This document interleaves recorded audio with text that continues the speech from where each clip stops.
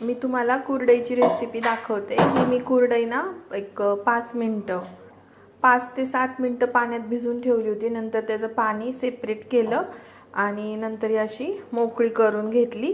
आता मी याला फोडणी देणार। असं मोकळं करून घ्यायचं। याला जास्त वेळ पण भिजवायचं नाही, जास्त वेळ भिजवलं ना तर ते पिठाळ लागतं। तर चला मी आता याला फोडणी देते। एकदम सिंपल पद्धतीने करणार आहे, खूप छान लागतं खायला। तर चला करूया।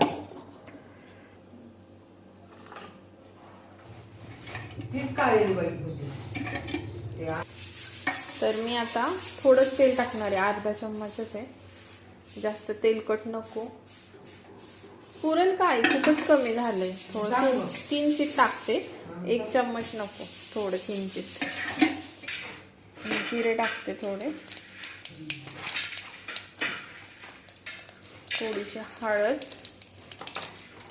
टाकता मीठ, हळद टाकतात मी लाल तिखट तेलामध्ये नाही टाकायचं, करपून जातं। आता थोडंसं लाल तिखट टाकते, तुम्ही तुमच्या चवीनुसार टाका। हलवून घेते याला।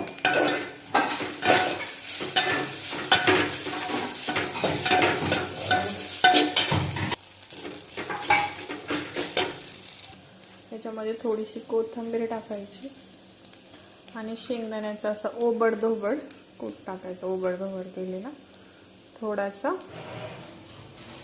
हलवून घेते। आपली कुरडई तयार झाली आहे। तर तुम्ही पण असं एकदा नक्की करून बघा, इझी सिंपल आहे आणि टेस्टी आहे खायला।